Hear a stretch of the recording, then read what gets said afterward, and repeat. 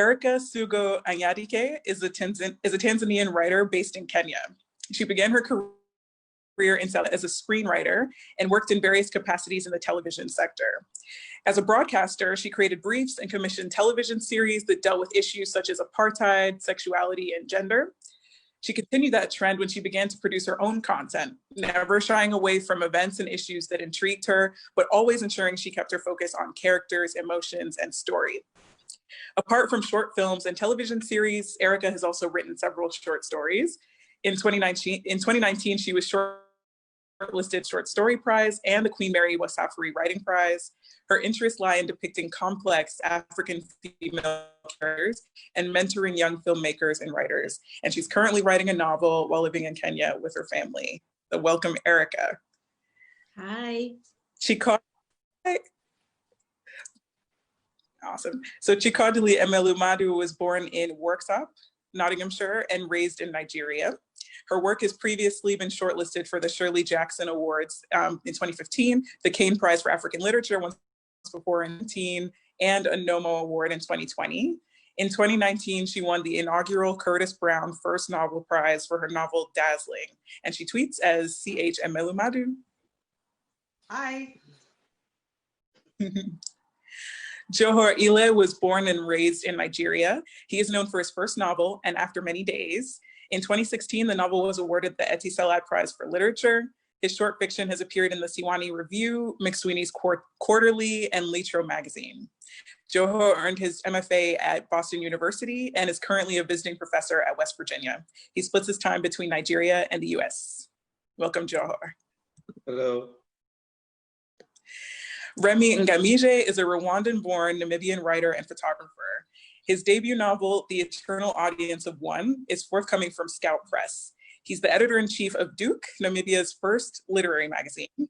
His short stories have appeared in Litro magazine, Afrida, the Johannesburg Review of Books, the Amistad, the Kalahari Review, American Cordata, Duke, Azure, Sultan Seal, and many others. He's been longlisted for the 2020 Afritondo Short Story Prize and shortlisted for Best Original Fiction magazines in 2019. More of his writing can be read at his website, remythequill.com.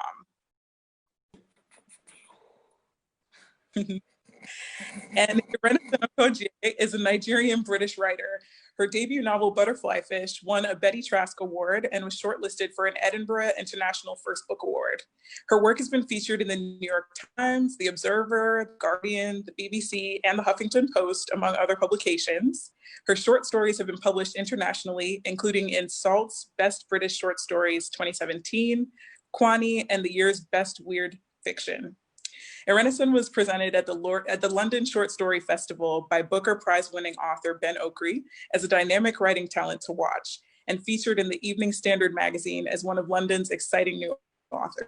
Her short story collection, Speak Gigantular, published by Jacaranda Books, was shortlisted for the Edgehill Short Story Prize, the Jellick Prize, the Sabater Awards, and nominated for a Shirley Jackson Award. Erenison is a fellow of the Royal Society, and her new collection of short stories, Nudibranch, is published by Little Brown's Dialogue Books. So welcome to all the writers. Hi. What I'd like to do, hey. Hey. What I'd like to do is turn to each story individually first. I will ask each writer to read a short excerpt because it's such a gift to be able to hear these stories in the author's own voices. And then I'll ask them one or two questions. And after we've heard from everyone, we'll open it up to the audience. And please be warned, the conversation will assume that everyone tuned in has done their homework and read the story. So I'll ask the author's questions on that basis. Also, start preparing now to drop your burning questions in the Q&A. With that said, Erica, I'd like to start with you and your story, How to Marry an African President. Would you mind reading from your story for us? Absolutely. Watch army tanks roll in an inexorable march towards the presidential residence. Hear the onerous clank, the metallic tread on tarmac, and realize that this is the soundtrack to your demise. Smell the tear gas in the air, the scent burning your nostrils, pinpricks of moisture scalding your eyes. It will be a hot day, but you will shiver, your blood congealing in your veins. Your husband will assure you it is all for show. He is the head of the armed forces. They listen to him. Doubt him for the first time. You know how the army veterans hate you. You've heard the talk. Him they can forgive. They know his history, his credentials, but you'll be reduced to that thing between your legs. Your only power that of a young woman to turn an old man's head. Chafe at this. It has always irked you, but that is of no consequence now. Attempt to rally your supporters. Arm a few members of the security force still loyal to the president. Consider that people may do many things for money, but they are far more circumspect about losing their lives. There will be no battle, instead a half-hearted resistance as you haul yourselves up inside State House. They will take over the national broadcaster, their hateful faces beaming into homes. They will claim it is not a coup. In truth, your husband will be ousted by the army generals who once enjoyed his favor. They will convene a meeting with him, treating him with deference, maintaining the illusion that they are negotiating. But it won't change the fact that there will be gunshots around your home, that you and your children will be crouched down in the kitchen, huddled and humiliated. One officer, bolder than the rest, will tell your husband that while they are sorry for betraying him, they could not allow you to ascend to his position. Even during the meeting, they will look around and you'll imagine them as vultures assessing your collection of expensive furniture as if it were carrion, calculating what they will take. Envisage corrupt Swiss bankers wondering when they can siphon the cash you have stashed away. You've heard the stories. You know what happened in the Congo. It is only a matter of time. You'll be spirited away in the dead of night, concerns for your safety finally upending your pride. He will call you from time to time, inquire about the children, meet you continents away when he has to travel for medical treatment, but they will not chase him from his country like a dog. They will invoke witchcraft to explain your influence over him. You lord him. You are a siren. You dashed his legacy on the rocks.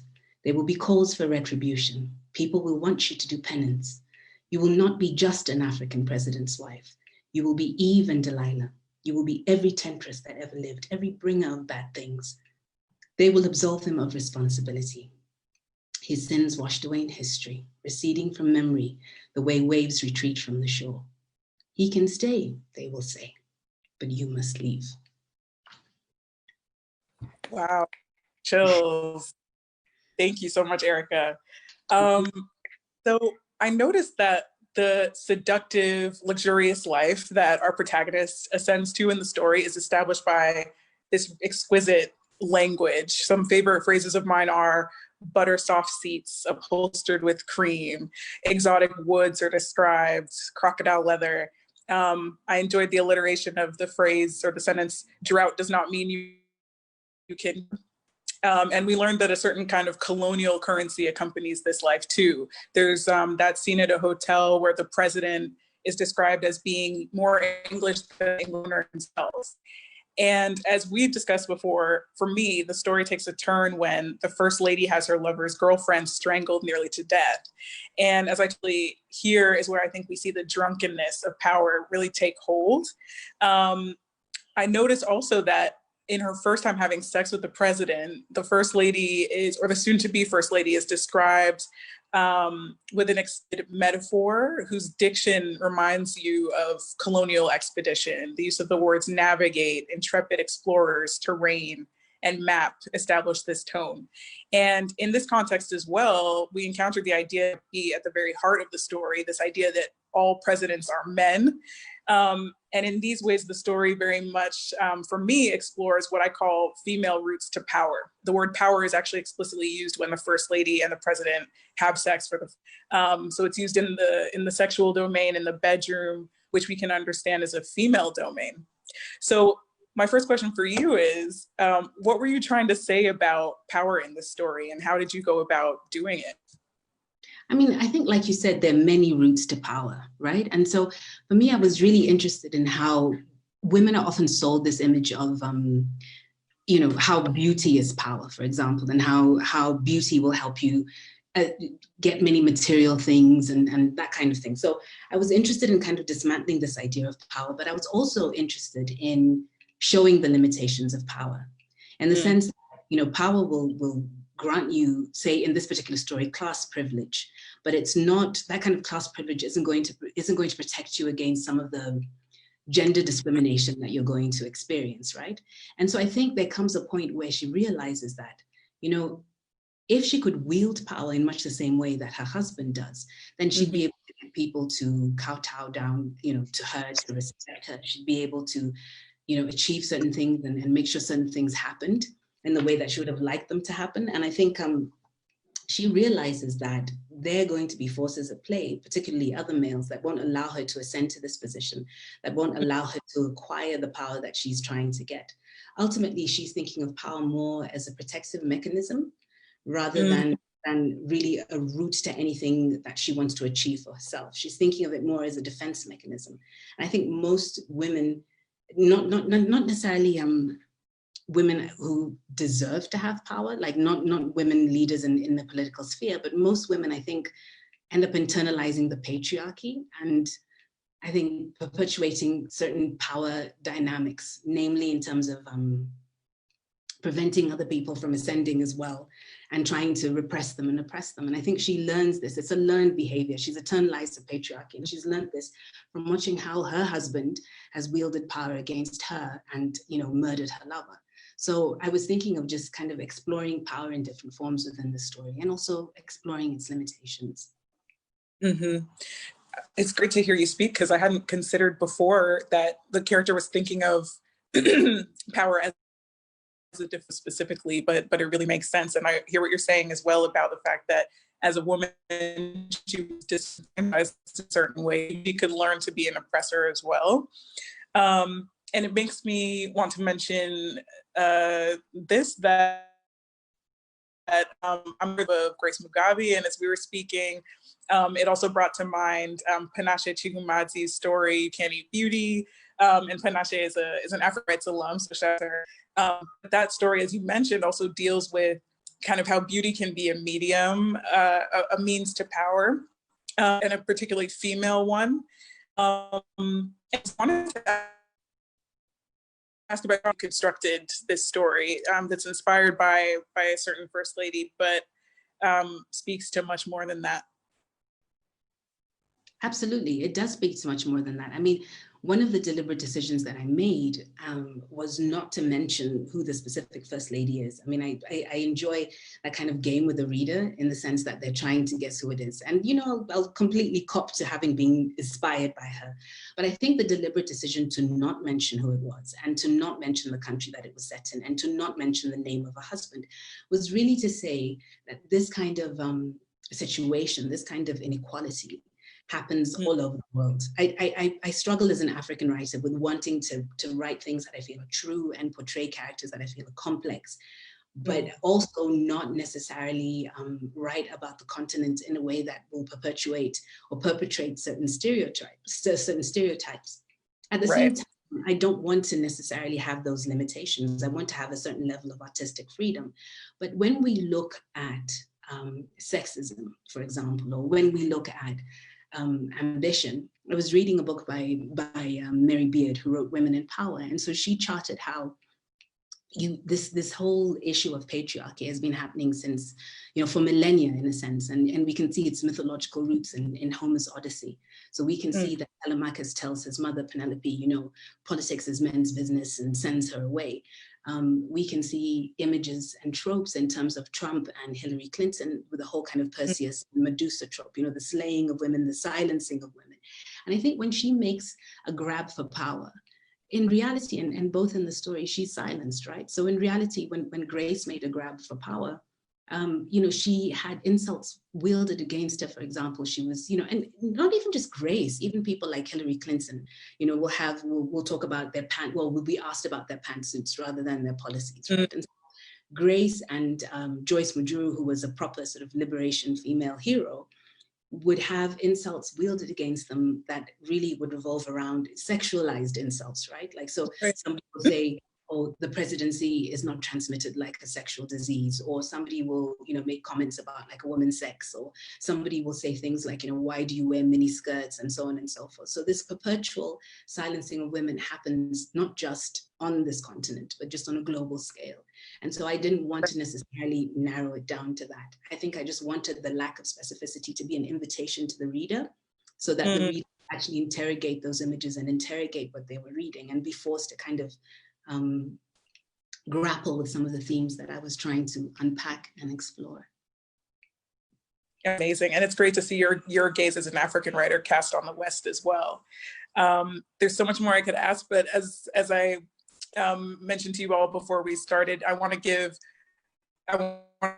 turn to each of this, and then after we give the audience a chance to chime in as well, I may come back too.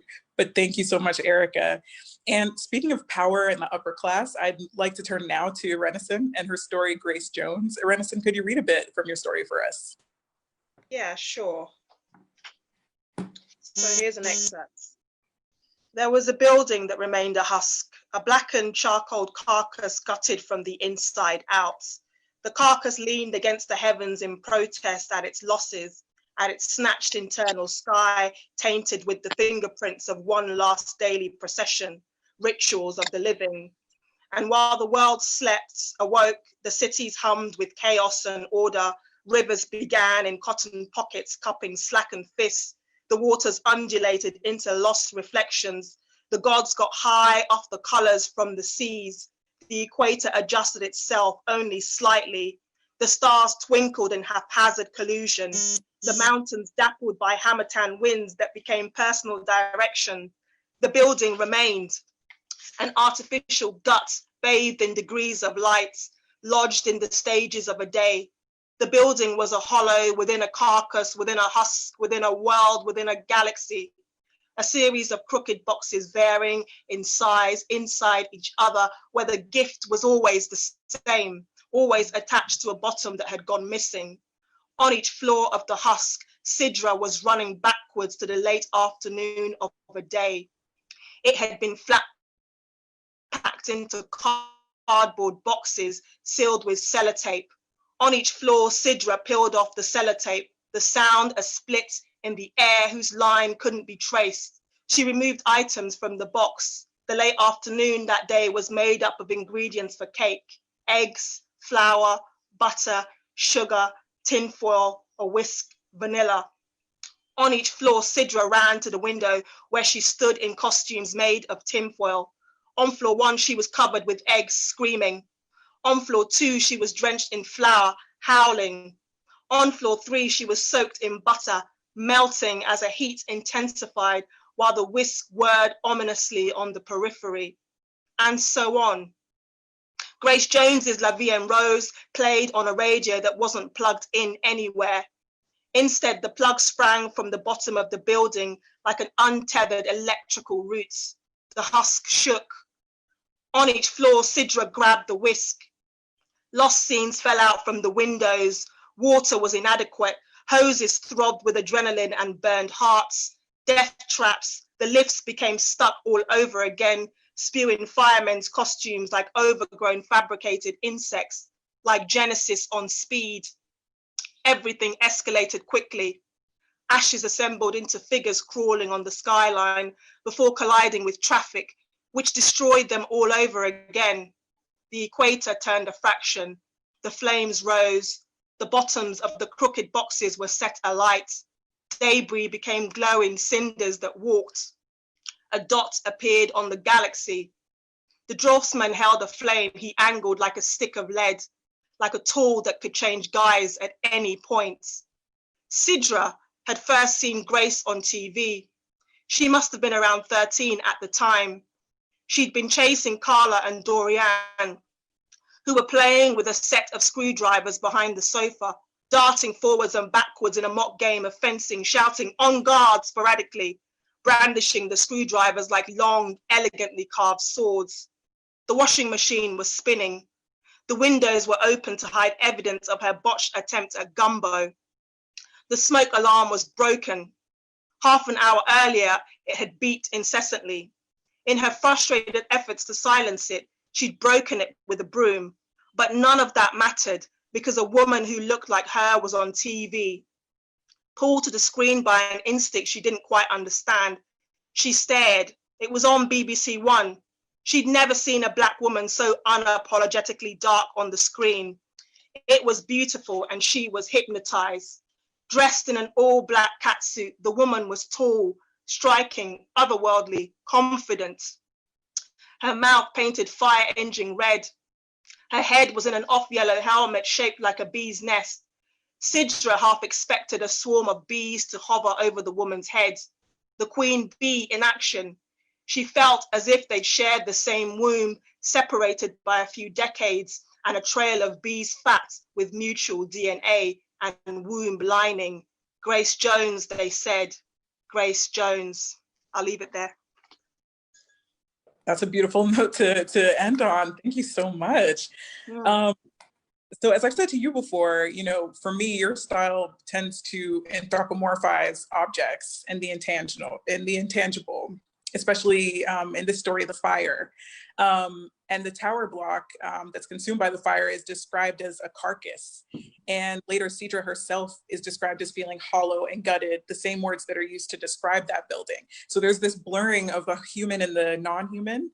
And this seems to be part of a project, I think, to illustrate the human loss involved in a disaster, such as a fire. And then the party, toward the end of the story, becomes a symbol for me of the world that continues while one grieves such loss. And more specifically, of the upper class whose lavish lives continue on while the working class loses everything. And Sidra is, of course, a visitor to this world, but also seems implicated in it in certain ways, which leads me to my first question. You know, as an impersonator, Sidra is very much outside the extravagant and sometimes even kinky parties that she attends. Yet we also see her dress up and have sex at one of those parties. And dressed as Grace Jones, she is herself in that she identifies so strongly with Grace, and at the same time, she's not herself. So I wonder, is this ambiguity something that you wanted to play with in the story? Yeah, sure. Well, firstly, I think as an impersonator, you get to experience different worlds. So you move between, you know, maybe the upper class or, you know, the middle classes as well. So Sidra gets to shift and move in between worlds. And I think the process, well, I particularly was interested in exploring the process of trauma and how that manifests and all the different ways it can manifest. So Sidra carries this incredible guilt, obviously about her family dying and just losing everybody all at once. And obviously she blames herself for that because she locks, in an act of safety, she thinks she locks, you know, the family in just as a precaution. And of course that all unfortunately backfires because the fire happens and they get consumed in that fire. So the process of trying to deal with that grief and the strange things that people can often do behind the scenes to cope with their grief. So Sidra wants to lose herself in the persona of Grace Jones because she has a kind of real dislike for herself, and losing herself in this persona, you know, this icon that she looks like, is a way of not having to deal with that. But then at the same time, she's also re-traumatizing herself in a way and reminding herself of that pain with the fires constantly happening. So on the one hand, you know, she might be trying to find her way through that grief, but on the other hand, she's also actively having the agency to keep it going, you know, spurred on by the draftsman. Yeah, and I definitely want to talk to you about the draftsman. He's both a projection of Sidra's own mind. She's a part of her. She's the part that that wants to set these fires. He's the part that is crying out for help. And it's interesting to think about this idea of this otherworldly being who is potentially, you know, a real being in itself, but also seems to be a manifestation of her trauma. And it seems that he haunts the tower block and haunts her. And haunting seems to be really inextricable from her experience of trauma as well. So I wonder how you kind of constructed the draftsman and thought about haunting, if you did think of it in those terms, as connected to Sidra's trauma. Yeah, sure. Well, the draftsman is, I mean, both assumptions are correct, that he is somebody haunting the building, but also a projection of Sidra's trauma. So they're kind of interlinked.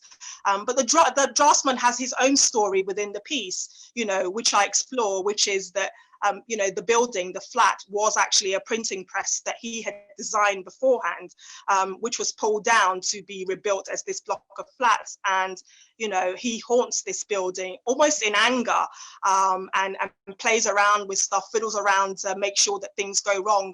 But he also becomes sort of interlinked with Sidra, because he becomes almost like this accomplice who encourages her to set these fires. So I think the process of his trauma and her trauma kind of seep into one, so they almost become sort of indistinguishable. So you often see him in the story, you see him in scenes where, Sidra has just kind of wreaked her havoc, setting fires at parties, or with clients where she's, had some sort of connection with them. So I think the process of creating him, it's almost like having another space within the space of that world of Sidra's. Often my work is sort of has different aspects to it, different elements, and it works on multiple levels. So there's Sidra's trauma, which we explore, and which, she has agency over that. But then within that, there's also the draftsman's trauma, which seems to, it's never resolved really. He seems to be in this space of purgatory, which is essentially Sidra's trauma as well. So you have them both sort of anchoring each other in a way. Absolutely. He very much has his own independent life outside of her, even though they are connected. So interesting. Really hope to speak more about your story soon. Thank you. We're going to descend now, as much as I cringe in saying the word descend, as it seems to cast a judgment, into the world of the Neighborhood Watch. So Remy, could I ask you to please read some of your story for us? No problem. And just off the bat, I've had interviews with Irenison before and Erica, so I dedicate this reading to Joho's forearms, the sexiest forearms in this entire panel. I just saw the numbers of viewers went up as soon as his forearm showed up in the chat. I dedicate this one to him. And Chico Dili's energy and wahala. It's the first time me and Chico Dili are appearing together. Okay, so I'm going to read from Tuesday in the Neighborhood Watch. Tuesdays and Thursdays. In days past, Karutura, Hakahana, Koryankab, Vanaheda, and Onkuri and Gava. That was the first thing Elias told Lazarus. The street has no future. There is only today. And today you need food. Today you need shelter. Today you need to take care of today. On garbage days, the two would methodically scour every bin they could find in their old territories of Karutura, Hakahana, Koryanka, Vanaheda, and Koryangava. But poor people's bins are slim pickings, and Elias and Lazarus talk about those days learnedly, trying to pass on what they know to Martin, Silas, and Omakano. When we started out, we weren't picky. We had to survive, Elias says. When you have to survive, you don't get to choose what you have to do, Lazarus trails. Everywhere we went, everything we did, we had to survive, Jeliken. But you can't survive by being around people who are also trying to survive, Elias continues. All you'll get is whatever they don't need to survive, you see? You need to go where people have enough to throw away, where they are white people. Lazarus laughs a little. Or black people trying to be white people. Then you can survive there. Remember when we found the baby? Lazarus asks. This is a common evening tale. That was when we knew we had to upgrade. We're going through the bins, in neighborhoods where we have cousins, aunts, and uncles, in places where people might know us, but we go through them to survive, just to survive. Elias' voice becomes grave. Usually in a bin, you have to be ready to find shit, old food, used condoms, women's things with blood on them, broken things. Those things are fine. When things don't have a use, they get thrown away, ne? But this time, we're in a big bin by the side of the road. I reach for some newspapers. So I reach for some newspapers I see so we can start a fire that night. They are wrapped around something and I lift it up. When I open it, I scream and I run. I think he has found a way, he has found a snake the way he runs, Lazarus chuckles. A ho-ho sound like a saw biting into a thick piece of wood. Then he becomes quiet. But I see in the newspapers, the baby met say umbilisi kwa tuchadrai omse nek yarra yassus I ran. Dead dog? It is okay, Elias says. Dead cat? It is okay.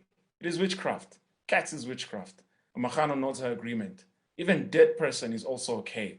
Martin's face shows his shock and revulsion that makes Silas laugh. He really is new to the streets. People die lightly. Or maybe the dead person thought he was smart and said something foolish. Now he's not going to say anything foolish ever again. Dead person is okay. But dead baby, that is something else. Dead baby is evil, Lazarus says. Mahano wraps her arms underneath her breast and rocks herself a little. So, Elias says after a while, we get smart. We move away from poor people. We find a flyer from the municipality with all the rubbish collection dates. We make a timetable and we start watching the neighborhoods even before there is a neighborhood watch. On Tuesday and Thursday nights, we stop going to poor people's places because poor people have nothing left to throw away but themselves. Wow, it's really good to hear you bring this story to life in your reading, so thank you. As you and I discussed before, I noticed how the story inculcates you into this street life, even from the first section's title, where it's where one of the locations is maybe Pioneers Park. You're introduced to the precarity of the experience at hand. Nothing is certain. You, the reader, are shaken roughly awake. There's nothing but yawns and stretching for breakfast. Stealing is not good, but discovering is okay, or at least not possible to stop. And in perhaps the most paradigm shifting line of the story, which you just covered, babies are useless. And a key idea that seems to sum up the life lived by the neighborhood watch is the street has no future, there's only today. And I would add to that God in this world seems to be Mrs. Bezuidenhout. She is the one who can make our group think of days other than today. So I just want to ask you, how did you meet these characters? I think the characters, I desire to write stories that have interesting people who have hard choices. The people themselves in the character, like in the story, the real life existence of these people it's not hard to find them in my world or in your world or in anybody's world. These people exist everywhere. So I guess these persons existence is universal. And I think that the existence of that universal personage is something that we all need to question about why people like this exist. But the characters in my story are specifically designed as a solution to a writing problem. And that means, how am I going to get the reader from point A to point B about the story? Same thing with the structure of my story. It's a solution to a problem that I had about breaking time into manageable chunks.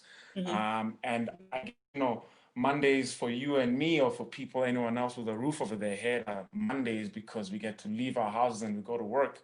But is your Monday different from your Sunday or from your Wednesday if you do not have these other, economic structures to your time? And so my characters were really designed, they were conceptualized as a means to get through the story, exploring these 5 people.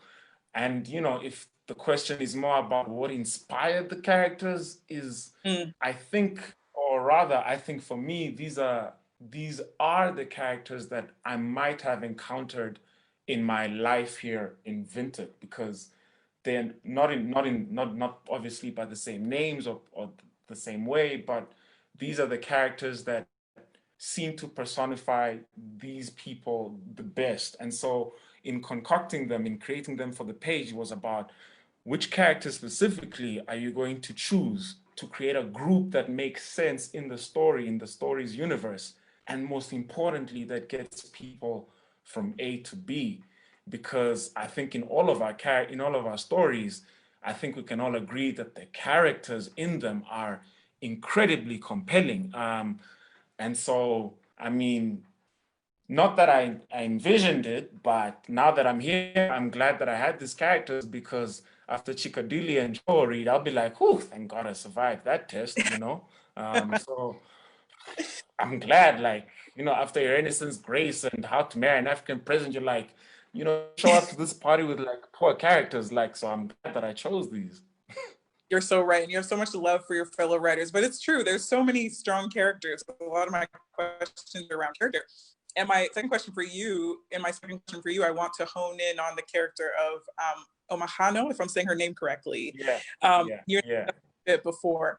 And with her, we see that in this world, even sex is collectivized.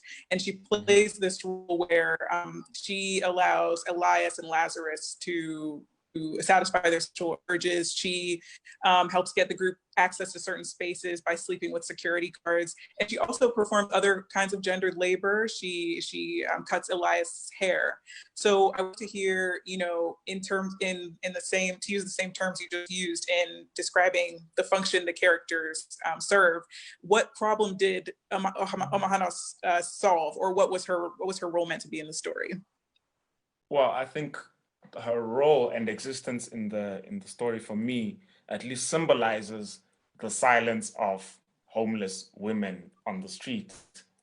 When I was writing this story and I was thinking about the characters, instinctively all of them were male, because that's the idea we have about people without homes. They're always guys, but where are the women? Because this does not just happen to guys, it happens to women as well.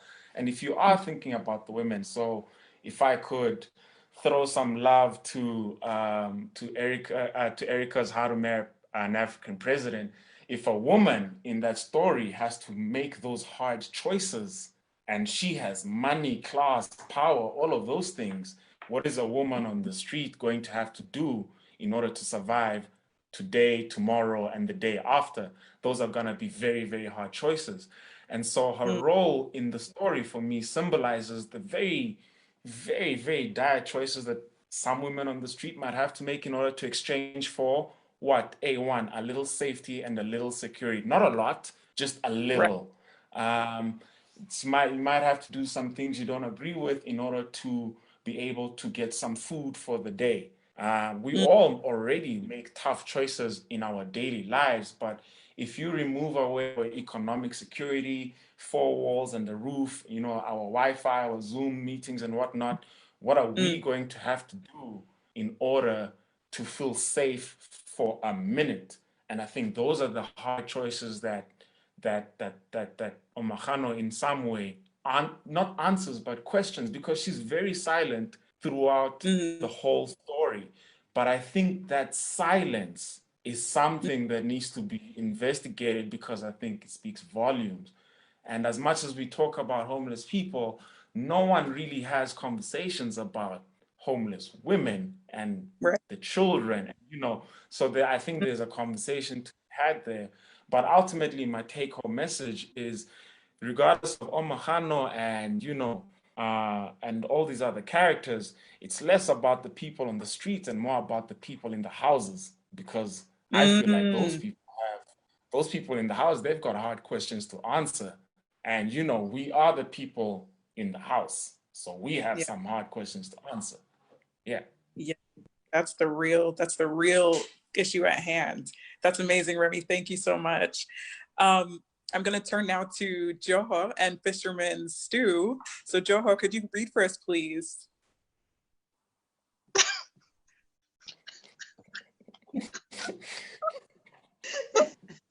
What are you laughing? It's very bright. It's very bright in this room.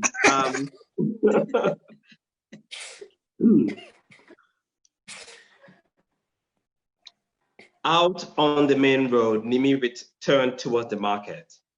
It was that time just before nightfall, when people were on their way home from work, when the air darkened and the figures milling in the markets and the streets may not be people at all. Her eye caught an ice cream man pedaling on his bicycle. He was done for the day, no bell ringing, no driving the children mad with want. She felt awake to her own footfalls, to the bright yellow and green headscarf on the head of the woman walking ahead, to the rising murmur of the market as she approached, and to the cars tooting their horns, beating along in the rush hour traffic. She weaved her way through the crowds, sidestepped puddles, steered clear of the man pushing a wheelbarrow loaded with sacks of onions and grunting chants, chants. The stalls at the very end of the market were the ones she wanted. Crabs in woven baskets were clacking away and waving their claws, the giant snails gliding in open buckets, and rows of tables were laid out with tilapia, brown snapper, frozen mackerel arranged out of misty cartons, silver sides and bonga, mud skippers fresh from the river, bulgy-eyed, trashing on the table and gasping for breath. Nimi stopped to admire a heaped bowl of peppers, blemish-free, slender and green. "Take 2 bowls for the price of 1, said the young woman in the shed. A nod went from seller to buyer." I'll stop here. Wow, that's really the perfect scene for you to have read. I really want to get at what I think that scene and that kind of and the particular world that scene evokes, what that does for the story. So thank you. I think to start, the major feat for the story, the major feat of the story for me is the way that it achieves this illustration of Nimi's interiority. The story really comes alive as she casts her attention on the sights, the sounds, the objects in her immediate environment. And we glimpse these moments of connection to herself, the fact that she feels awake to her own footfalls as she goes to the market. And we learn so much about her even as she relates to others. And as you and I discussed briefly, she has certain knowledge about life and the afterlife. The story uses the word "new" to describe how she perceives her husband, Benji, who returns to her. She knew at once that he had finally returned. And later she knew if you love a person and they love you back, you can cook them something that ensures they find their way to you. And that's where I'd like to start, with the dish that gives the story its title, the fisherman's stew. And as you read, Nimi goes to the market at a time when figures milling in the streets may not be people at all, which seems a ripe time for making this kind of dish. And so did the story begin there? Did it begin with that particular dish? Did it begin with food? I think I always had food at the beginning. I mean, some things came together for the story. And yeah, it was, I wrote the story when I was in Boston. It was really sad, sight and sound, smell. I was kind of thinking of, some of the places, where I grew up in Port Harcourt, and just people I know.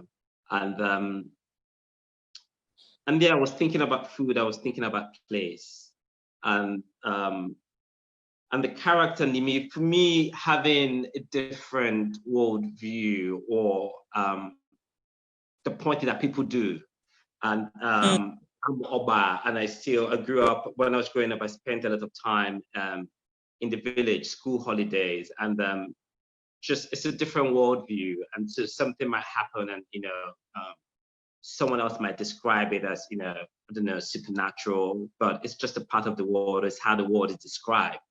I wanted to represent, I wanted to portray that, to not make an argument, but to tell the story from that perspective. Right. Yeah. Okay. And I think it's so interesting how Nimi ultimately decides to kind of keep her knowledge to herself. So she initially wavers as to whether or not to tell her neighbor that Benji returned to her. She's not sure how her neighbor will take this time. We get the sense that her neighbor thinks she's crazy for having these dreams, these visions. By the end of the story, we see that she negotiates space for that reality to exist. She decides that she will continue to invite her husband back at night, and she will preserve that nightlife for herself. So what does that say to you about the character, the way that she ultimately decides that though this is real for her, she's going to maintain its privacy, she's going to keep it for herself? What's the question? What does that say to me about character? Yeah. Or why did she come to that? I think I was thinking about character, and the question sometimes to ask is, who is that person? What do they want? And even though it's a story as well about desire dramatized in that way, but desire even on a really fundamental level, like, what do you want? Do you want to stand up and, shut the window because you want it to be dark? Like, that's why you move. That's why people act. And I was thinking of, so for Nimi, I think she knew what she wanted, and she wanted to want it, and she also understood how how the world can be designed to prevent you from getting what you want, sometimes by genuine concern, sometimes by, people can love you and love you, too close because they want, we always impose ourselves as well. We love the way we are. So, yes. And I think she was kind of old and wise enough to know that, she wanted what she wanted and she wanted to go for it and sidestep, all these other things. Yeah, so it's driven by her own desire, and I love that phrase. She began playing by her own rules, because it's clear that it's kind of about what brings her pleasure. There's an element of pleasure at play there. So thank you, Johar, and I hope we get to come back to the fisherman's stew. But now, and I've been saving this story for last selfishly because it is so funny, not that the other stories are not funny, but I wanted to end on a light and pleasurable note. Chikadili. I thought I was like, intellectual. I was gonna say serious parts of the story as well, the critique, don't worry, but could you please read to us What to Do When Your Child Brings Home a Mami Wata? Of course. I'm going to start from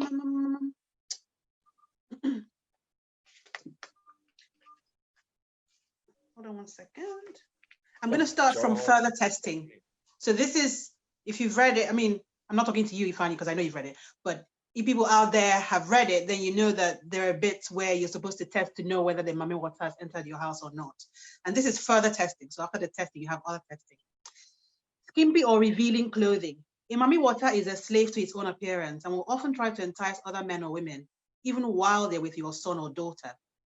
Articles of clothing such as see-through blouses, tight trousers showing bulges, men, buttocks and thighs, women, buttock slits, both, singlets and vests in place of shirts, net vests, short shorts, also known as batty riders or pum-pum pushers, muscle shirts, and other deep V-necks, unisex, and dresses with cutouts or overlong slits are all possible signifiers. Check teeth for nacre. This is the crystalline substance which lends the insides of some shells their lustrous appearance. Teeth made from or coated with this substance tend to have more than one color, resembling white or cream at first, but often revealing under sunlight other colors on the spectrum, shimmering white, light pink, or even a pale blue or green. Skin. The human skin is made up of diamond-shaped segments which can be seen without the aid of a microscope and can stretch out of this rhombus form as and when needed. The water creature's skin, in comparison, will have a smooth, almost plastic appearance. It will feel like skin. Some studies describe this texture as silicone. But further investigation will reveal no pores or hairs. Under a microscope, a stacked plate-like or disc-like appearance to the skin, similar to scales, will be present. Water consumption.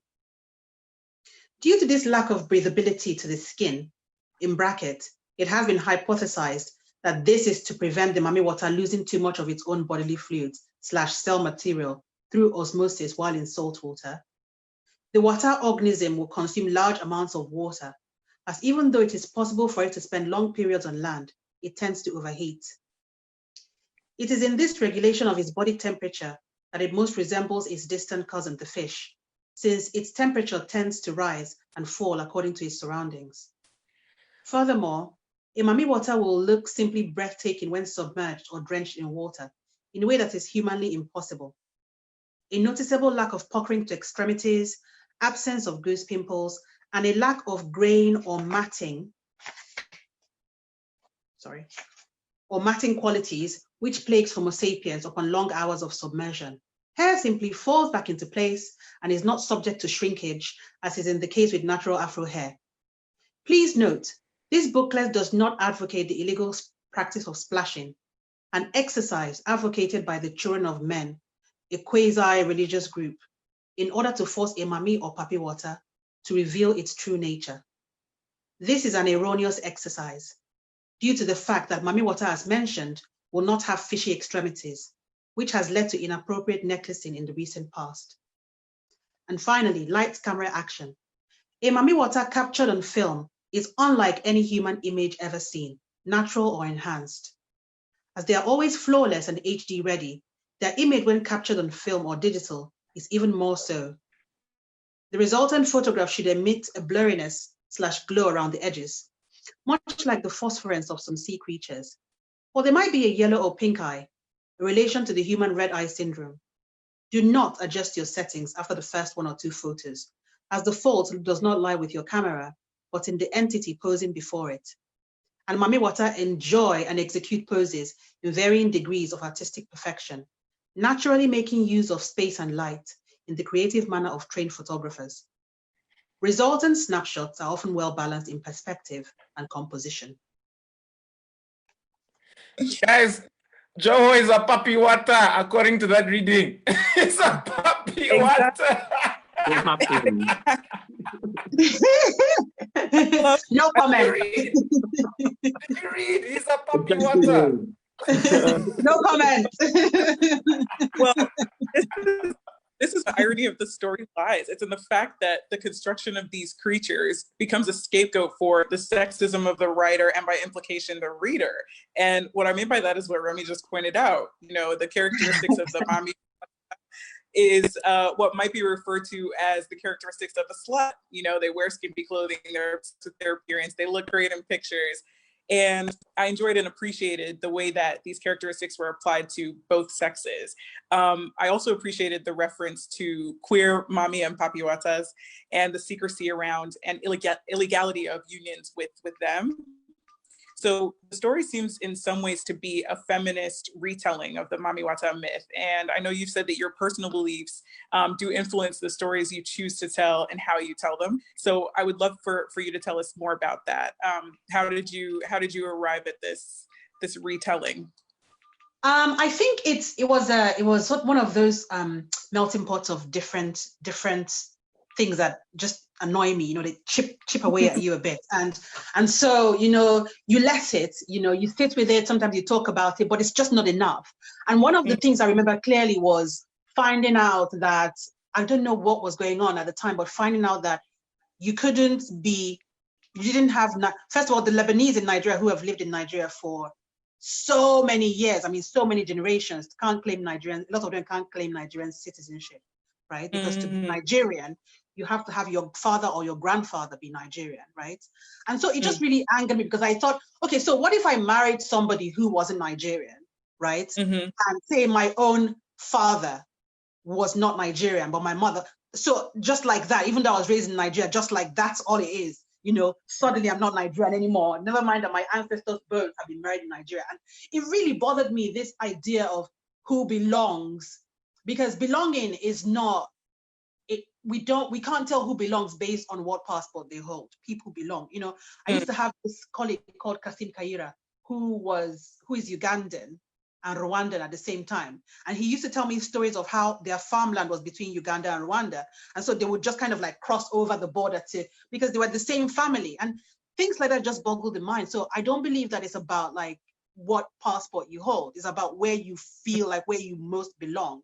Unless you're Rachel Dolezal, in which case I have nothing to say to you. But you know, like what I mean is like if you're somebody who's great grandfather, father, and yourself, and you have children in Nigeria, then you're Nigerian because you've contributed, you understand the culture, you probably speak one of the many languages there. You are Nigerian. So there's nothing that should prevent you from being Nigerian fully. You know, they shouldn't have to take a passport and say, you know, you're not Nigerian. The second thing was the whole 14 years in jail thing for people who, it wasn't, I think the law is, and please correct me if you're listening and you're very aware, but the law is not 14 years for being gay. Nobody's going to throw you in jail for being gay. I think they're going to throw you in jail if they can prove that you've had relations. I think that's what it is. I think it's and so it's a way of stripping people of their humanity, of making sure that people cannot form connections just because of their orientation, their sexuality. That's bonkers, that's bollocks, you know, and it began to affect other things. When I grew up, men used to hold hands in Nigeria. You hold hands with people and walk along, you know, and now you try and touch your friend and they're like, 14 years, I don't want. And so we've kind of like inherited this really Victorian attitude of men being men, you know, and women being women. You know, women are kind of like, yeah, you're women, and men being men, where you can't show affection, you can't touch your body, you can't do any of those things. And so boys now, and I know I have a few of them who are on Twitter that I kind of follow, and a lot of them are queer boys. But the one thing I really like is they're young, right? But they also don't care, okay? So they will wear nail polish, they would cut their hair, they would dye it, they would wear earrings. And if you think about it, that is more in tune with olden day Africa. Our men adorned themselves. They had earrings, they had holes, they had scarification, they had elaborate hairdos, they had chains, you draw uli all over yourself. That is more in keeping with, you know, what I understand in Igbo culture to have been how Igbo people lived. And so it was my way of mocking people that mock otherness, you know, what is considered other. You know, people who think that if a woman looks at you, and we all did it when we were growing up, okay, when you're talking to an adult, you kind of lower your voice, you know, your voice gets a bit like this, auntie, good evening, you know, and that's because if you look them in the eye, it's rude. How can you be looking somebody in the eye? What's wrong with you? You know, you have guts, or you have sport. This girl, you have sport. I can see you're getting bold. That kind of thing. It was my way of mocking that, you know, where, you know, if a Mami Wata is looking at you, she's probably looking at her reflection in your eyes, you know. It's about her looking at herself in the glasses. So there's something wrong with her, you know. You can't have a normal good girl look you in the eyes because, you know, she has home training. Likewise, if a boy is wearing a net shirt, oh, he's up to no good. Dreadlocks, oh, that one is a criminal. He's going to jail. You know, so it's all those things that I felt like it just kind of like swirled around in me, and it really frustrated me because I have a son as well, and I have a son who's an artist, a budding artist. I'm part of having to teach him, like having to take the way that he sees the world and compress it and say to him, you can't do this because people will say that. Whereas before you say that, color was his friend, you know, text was his friend. He wanted to, like, lipstick, can you put lipstick on me as well? I want to see how I look. Why not? You know, why not? Our ancestors, we had Nzu on the eye, you know, you have your, you know, now if you have a woman with tattoos, it's like, yeah, she has tattoos. We all had that, you know, where they make patterns on your body with razor blades, they cut it. In fact, it's even more painful. Then they rub the thing inside it, you know, and then your skin heals over it, and it's a tattoo, you know. So it's those little things that kind of irk me. And it irks me because if I don't say something, there are a lot of people who will grow up thinking that the way it's always been it's just always been this way. And it's not true. So I kind of felt it was my duty to stick two fingers up and say, you know, don't listen. Yeah. That's amazing. And the story is written in this scientific register that is so skillfully done that, you know, to the point where it has footnotes, and to the point where I told you I even skipped certain sections because I at first glance thought they had to do with, you know, technical information about the story. I also love footnotes reference novels occasionally, which kind of brings novels up to the same level as research texts, even in the context of this story that calls itself a booklet, that calls itself a scientific text. So there's this interplay. And so how did you, why was a scientific text, why was that the right form for this kind of story, especially given what you want to do in terms of speaking back to these colonial ideas, let's call them, about gender and That was sexuality? exactly why I did that. That was exactly why I did it. You know, it was a story that was always going to have like the cheeky, irreverent tone to it. And I wanted it to have a rigid structure in comparison. So I wanted it to be something that mimicked an academic text. One, because of the reason I told you, but secondly, because deep down inside, I'm not even that deep anyway. I'm sort of a frustrated academic, you know. So I want my subject, the things I'm interested in, to have an academic bent, okay? And I want people to pay me to do that research out there and to kind of like talk about all these mad things. I don't believe they're mad, but like I swear it in my head. Unfortunately, like a few of my friends kind of like, they're the receptacles for this thing. My sister in Manchester would call her and be like, why do you think that something? And we're off, you know, 2-3 hours later, we've arrived at some point, you know. And I really am interested in having, it was the way I conceived of it was sort of like a spider web, okay? So with this piece being in the middle or even being on the side, it doesn't really matter. But having people write other pieces that would then be interlinked online, you know? So it was one of those things that knowing the subject, I wanted to make it have some kind of academic structure, but also I wanted to feature work that had influenced the way that I think, okay? So as a former student of English literature, you know, Crystal Bell by Samuel Taylor Coleridge had always affected me. You know, it's sort of like, you know, I went to uni when I was 16, okay? So you're in uni, you're in class, and they're talking about this thing, and they're trying to convince you it's a classic. But you're like, well, Nollywood is doing the same thing now. It's the same thing. You know what I mean? Like, wake up in the night, there's a beautiful woman at the gate, and she needs your help to cross over the threshold, so you carry her, because of course, evil cannot enter on its own. Nollywood! All you need to do is add the keyboard, bing, bing, bing, pyong. You know, it's the same thing. It's the same thing. We have similar beliefs around the world. The only thing is that obviously there came an age of like logic and reasoning. And so, you know, a lot of things kind of like went down the scientific route. But even to me, science is connected to the supernatural.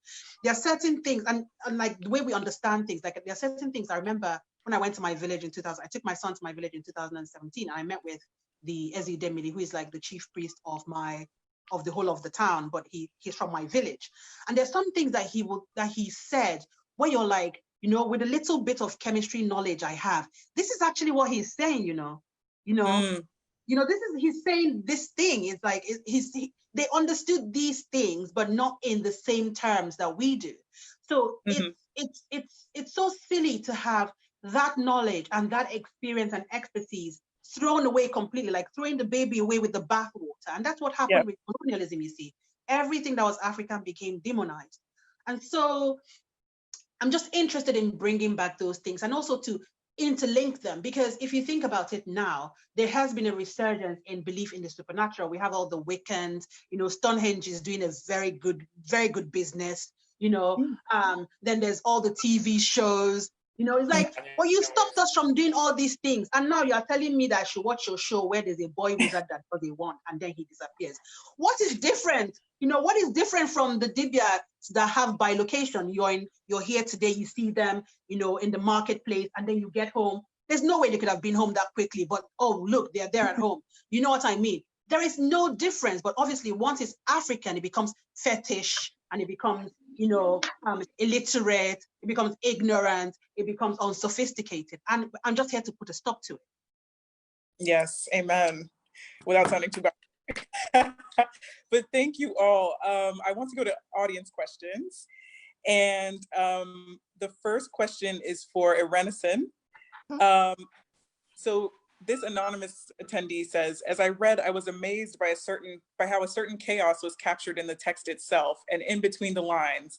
The narrative poem format, I feel, wisely flourished this, but even more so, I feel, was attributed to the creativity and excellent, meticulous revising process. So my question is, as you created Grace Jones, what things did you prioritize to keep, and what are some things you decided to cut? Right, yeah, good question. I mean, I always operate from instinct. So the process of writing it was just really fun, playful, poetic as well, but just kind of writing it in a feverish way. And what I do is I don't stop myself or question myself when I write the stories. They literally just come out like a fever. I don't know if it's like that for the rest of you guys, but that's how I feel. And I tend to write it quite quickly as well. So I'll write it and then I'll leave it and move on to the next story so that my head is kind of in a different place. But that means that I give it time to sit and rest. And then, you know, when I come back to it, I'm looking at it with fresh eyes. So with Grace Jones, if I'm honest, there wasn't a lot of editing for that story. To be honest, there were like tweaks here and there. And then obviously when my editor read it and fed back, you know, she also suggested just tiny little things like, you know, maybe take this line out here, or maybe just emphasize, you know, this extra connotation in that scene, or use this to make it come more alive in certain places. But honestly, that particular story, it was like it almost came out of me fully formed. Like I was so excited about it and excited to get it onto the page. So that was really the process for Grace Jones. Yeah. Thank you. And those listening, please do drop your questions into the Q&A section in particular. The next question is for Remy. Remy, if you can remember, in what order did you create the characters? Who came first as you wrote? Were there any characters you thought about using but decided not to?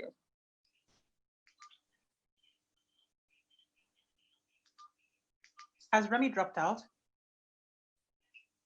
Oh, let's see. Oh, Remy's dropped out. Okay, we'll come back to that question.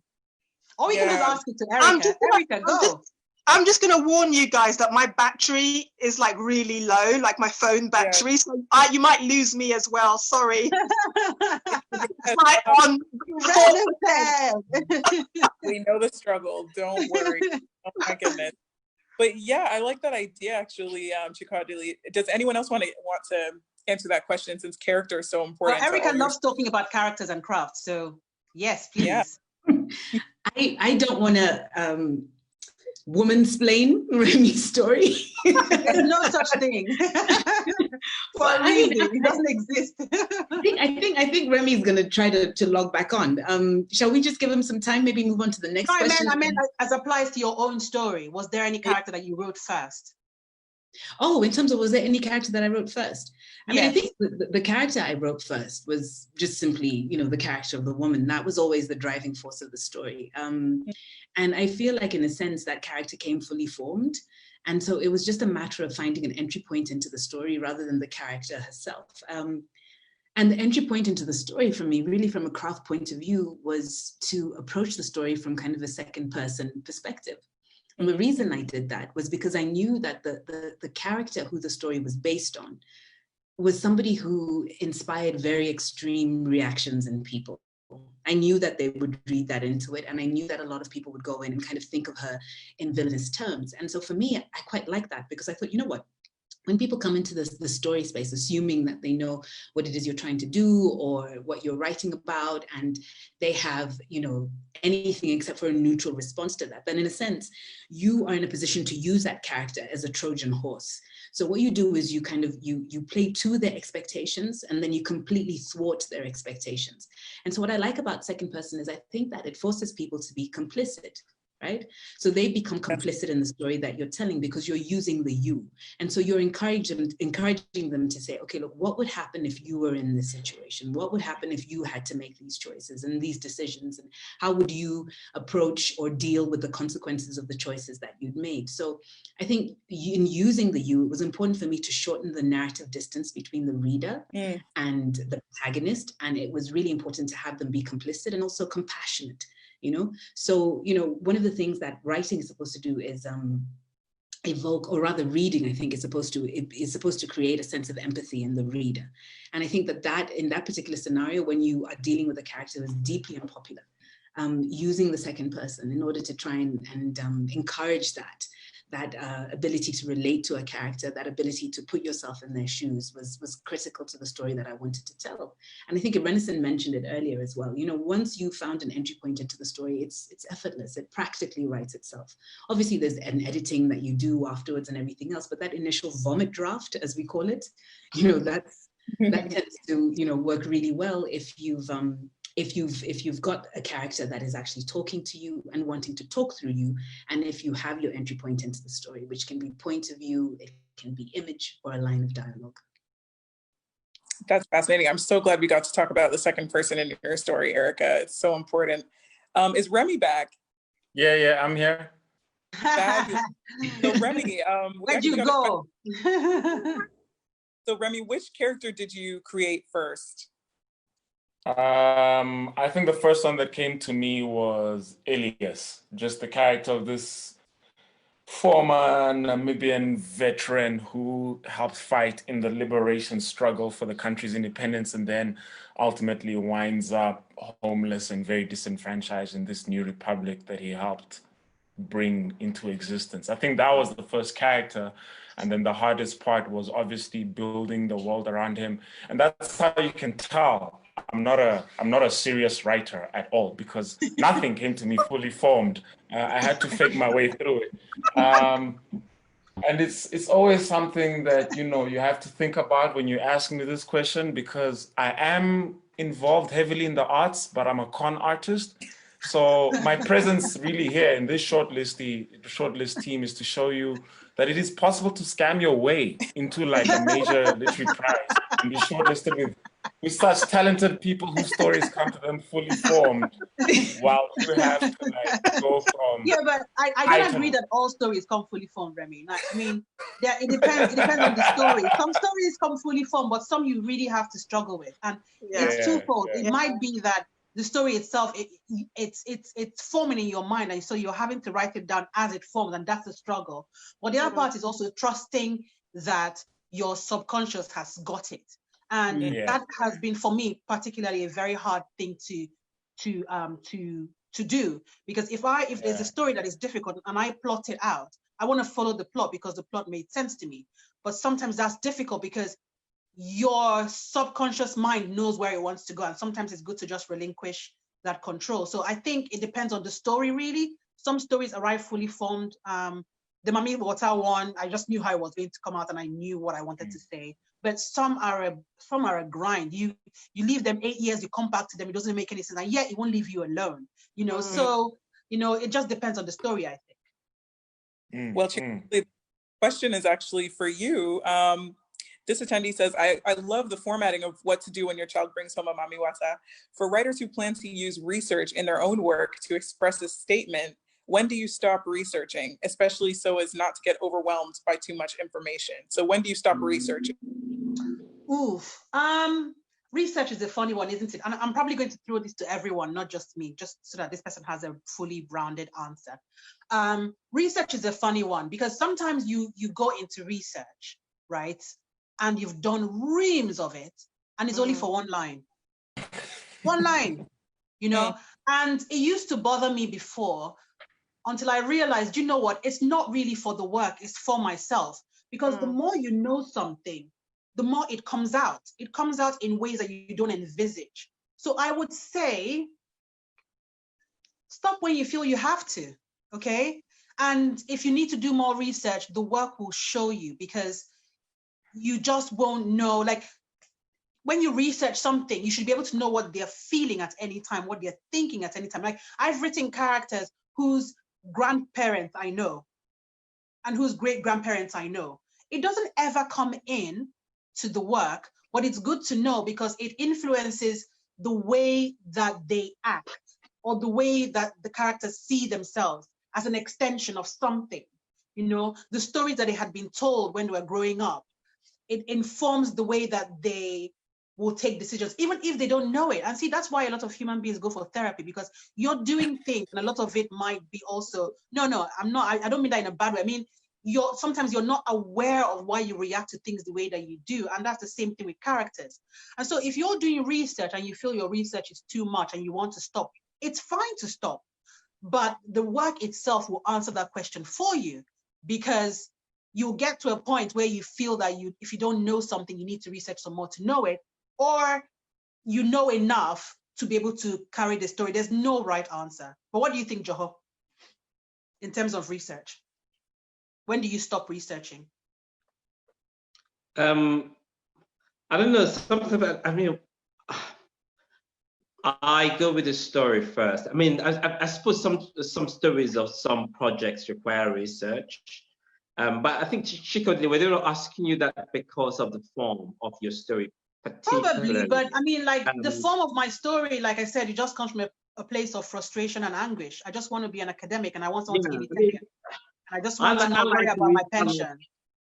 I like research because it's good to know as much as possible. There's always, I think there's the is it a metaphor for research and what shows in the text, like the iceberg and the part that's submerged underwater. Exactly.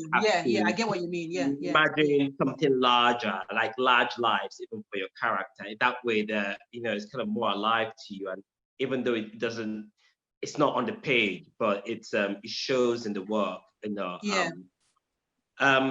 Personally, I don't know, like I'm kind of always either what's research, you know, things, my own obsessions. But there's yeah, I kind of just, if stories for me don't come, that I'm always, if I meet something I don't know, then I go and I go look for it, because I say that only because for me research can be just also be such a distraction. I'm just such a big nerd. I'll spend the whole time just reading things that are, you know, they're not my business anymore. I think also, like, to avoid being overwhelmed, like they were asking, to avoid being overwhelmed. Yeah. It's not a point I can't really pinpoint where you can stop being overwhelmed. I think it's something that the more experience you have as a writer, the better you will be at curtailing your nerdishness, you know, for information. And sometimes some things you have to go back to after the story is done, and some things, you know, for the story. It depends. This question really relates to this question of research. It's from Sarah Derbo, and it says, Chikadili, again, first of all, your energy is phenomenal. Thanks. She's curious to hear more about your stylistic choice, especially since you call yourself, as you just said again, a frustrated academic. She says, first of all, are they in a university? Do they want to hire me? Because I'm available. them in the chat. She says your footnotes are the way that Parks integrates historical extracts into Venus, her play about the life of Cohesian woman Sarah Bartman. What are the implications of democratizing academic jargon? That's a trap. Wow. That's bait right there. I don't know who this person is, but yeah, they've got me. Okay. I think, so what was the first part of the question? It was asking me about why I made the choices I made. Okay, so so a big part of me has a problem with, and it's a pet peeve, okay? So you don't have to listen to me. You don't even have to listen to what I'm saying right now. But a big part of me has a problem with when writers write to the exclusion, like there's this sort of literariness that writers do that really gets my goat, where there's no real life in it. Okay, there's literary real life, and it's bollocks. Oh wait, can I say bollocks? Sorry. Yeah, you can say bollocks. Okay, so it's nonsense. I find it to be nonsense, and so I wanted to write a work that I wanted to write something that was beautiful, but I wanted to write something that also incorporated, you know, the influences that had stayed in my mind as a child. So like Splash, the film. Okay. I watched that film so many times. I wanted to be Madison. I wanted to have a tail. The Splash theme tune, the end of film theme tune is on my Spotify. Like you can't divorce yourself from these influences, okay? And I wanted, you know, I didn't want the work to exist just in this narrow field. I wanted it to incorporate, because when we read things and our mind forms attachments and forms connections. And I wanted to vomit everything that was connected, interlinked to me. Another one was Flora Nwapa's Efuru. Efuru killed me as a child, and I wouldn't stop reading it because it was so, for me, unfair how this was a woman that spent her time reaching for happiness, and just as it was within reach, it got taken away again. And it was something that showed me how fickle the gods were, you know, and also in Olarotimi's The Gods Are Not to Blame, the same thing. They're so fickle, you know, and then you realize that that's actually linked to Oedipus. And I was a huge Greek mythology nerd, okay? Huge. I say was, I don't mean was. I can show you the book right here. It's like a complete mythology thing, you know? And it's funny how even without any sort of classical education for people, the stories that we tell ourselves have the same structure, the same sort of like subject matter as these Greek mythology tales. And so the choice I wanted to make was one that incorporated said classics and showed that really it was the same thing. You know, it's the same thing. It's just we're telling it differently. We have our own myths and our own culture, but it's like somebody has decided that this is high culture and ours is low culture. Right. I mean, that's nonsense. Yeah. Can I, Chikodi, can I ask you though, when you say it's the same thing, what do you mean? First of all, of course, what I don't agree with is saying some stories are more important than others. You know what I mean? Like important. Yeah. As All stories matter. Hashtag. But when you say they're the same, do you mean in what, the human value, or do you mean they're the same? Are they the same though? Do you believe that? No, I mean, despite like the cultural norms and differences, they are the same in that they have the same universality of human experience in them. Okay, and so I don't believe that, you know, like when they say classics, that it only encompasses Grecian and Roman. You know, why? Just because ours wasn't cataloged in the same way, just because ours was more of an oral culture, or just because, you know, the people who could write were a select few, you know, because writing was seen as, and it happened, I mean, it happened here as well. Writing was something that only a few people could do. You know, it used to be the monks at first, you know, very few kings could read until like, what's his face? King of Wessex, you know, Alfred, you know, a lot of them were not interested in books, you know, and so the people who could read were the monks. They were the keepers of all the stories. Likewise, in our culture, especially like the Igbo culture, the people who kept writing and knowledge were a select group of people, the chiefs and the priests, you know, so they knew how to send secret messages and whatnot. And so I think that it's the same universality of experience, it's packaged differently. And there's no reason why ours should be seen as inferior versus theirs. And so I wanted to write a work that incorporated our beliefs, but also similar beliefs from this part of the world to show how they are alike and they're the same. That's amazing. And I just want to say we're going to run over by 10 minutes just due to our late start. But I want to draw attention to this question, again, an anonymous one, but it gets to something that I know, Remy, you were keen to talk about, which is the fact that the majority of the shortlisted writers this year are Nigerian. And the person wants to talk about, you know, the politics of representation. And I know, Remy, you and I had spoken about how you are, I believe, the first Namibian writer to be shortlisted. Is that correct? It's now a good time to tell you I'm actually Nigerian. Oh, wow.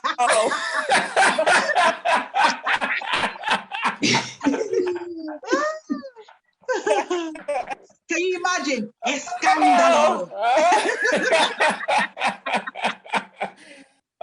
Yeah. So it's actually Erica here, just representing East Africa. But I see the question and I hear it, and I think the first thing has to state that, you know, Nigerians hold a very important place in African literature. It is a place that has to be held. Like in terms of African literature, someone has to hold that place. And if it's Nigerians, it's Nigerians. If it's Kenyans, it's Kenyans. But for me, my approach to all of this is that somebody in Africa has to, you know, take on the lead role of leading Africans. And personally, I don't think a lot of Africans have a problem with this. Where the problem starts is when the West uses only one of us to represent all of us. And that's where the problem starts. Because, for example, Joho, I'm not sure can represent all of Port Harcourt literature, just like I cannot represent all of Namibian literature or even Rwandan literature, or even just literature from my street. You know, you have to engage with us in our nuance and specificity. And I think where the frustration comes for a lot of other communities is that the literary establishment uses one recognized form of literature to either judge or gauge or interact with others who are not represented in the establishment. For me specifically, being recognized from here, I think at this point, it's less about me and more about my literary community and what's going to happen to it after this moment moves on. Like, will we have the infrastructure to produce another writer who, I don't know, scales these heights or whatever? You know, that's what worries me. I'm not worried about whether another Nigerian will be shortlisted or whether another Nigerian will write. I mean, they have to write because they can write, they do write, and I support and back that. But we're just a lot of us. We're a lot of us. Yeah, but also everywhere. I know that writers in any community are always in the minority. So I'm even aware that in Nigeria, Nigerian writers are in the minority. And I will always support that hustle because that's what being a writer is, always being in the minority. For me specifically, I'm more worried about, will Erica's community give us another writer next year? Will we find someone from Guinea-Bissau or from, Central African Republic? Because I'm sure it's not just UN peacekeepers in the Central African Republic. And so for me, those are the things that I'm concerned about. Like, do we have to wait another, 20, 21 years before we get another Rwandan, Namibian, or Tanzanian, or whatever writer represented at this level? Because I know these writers are there. What the questions that I ask that perhaps Nigerian writers have answered a long time ago is, what are the resources that are available in that community that keep people, A, telling stories, B, reading stories, and B and C, encouraged to continue producing stories, not only at a local level, but at a regional and then continental and then international levels. I think for me, that's where the questions come in. It's not a question about how many Nigerian writers there are. I think it's a question of like, what are the resources that are available in their community that allow their writers to thrive? And I mean, I can speak for myself and say that some of those resources are not present here. And so if you ask me, when will we get another one like you from your background? I'm hesitant to give you an answer because I legitimately do not know. Because I know those resources that I might have had access to, or that Erica might have had with her unique upbringing, or that Chico Dili might have had access to, or Joe might have access to. They're not around for everybody. And I think that's the larger question for me. But you're doing something about creating those resources, aren't you? Yeah. So I'm continuing my strong line of like con artistry, and I'm trying to scam more Namibians into writing more, and I'm trying to publish a lot more Namibian writers, but in line with what I think is the true form of literature, of being truly Pan-African. I don't think there are literatures, I mean, there are borders in literature. So while we're trying to develop and grow Namibian writing through our small literary magazine over here called Duk, I'm also trying to bring a lot of African writers to our stable to also just, interact and exchange, these kinds of resources and that kind of thing, because it's important. And I'm actually curious to know from Erica, who's actually also going to tell us she's Nigerian, that what she thinks about this issue of representation. Yeah. I mean, I think for me, listen, man, these Nigerians, they're not even just writers. They're just also just lovers and seducers. And unfortunately, I'm married to one. Listen, I can't even. You're married to a Nigerian, no? So I've been compromised. I've been co-opted. But I want to say something. I want to say something a bit serious about the politics of representation. I think it's a valid question in the sense that if you want to be something, you have to see that thing first for a lot of people, right?